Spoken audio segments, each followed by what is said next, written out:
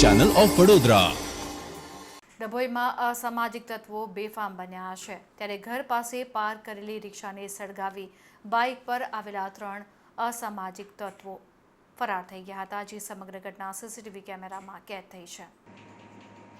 ડભોઈની સરિતા ફાટક પાસે આવેલ વિજયા પાર્કના પ્રાંગણમાં પંચાલ આકાશ કુમારની ઓટો રિક્ષામાં રાત્રે 3 વાગ્યાની આસપાસ જ્વાળા દેખાતા તેઓ નીચે દોડી આવ્યા હતા, ત્યારે રિક્ષા પર પાણીનો મારો ચલાવતા રિક્ષા બધું સળગે તે પહેલાં જ ઓલવાઈ ગઈ હતી।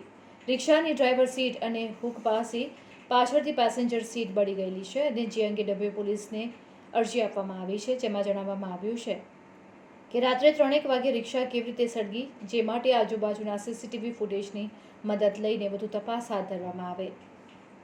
ત્યારે સીસીટીવી ફૂટેજ ચેક કરવામાં આવતા મોટરસાયકલ પર 3 જેટલા લોકો આવીને રિક્ષાને સળગાવવાની ઘટના પ્રકાશમાં આવી છે, જે સમગ્ર ઘટના સીસીટીવી કેમેરામાં કેદ થઈ છે।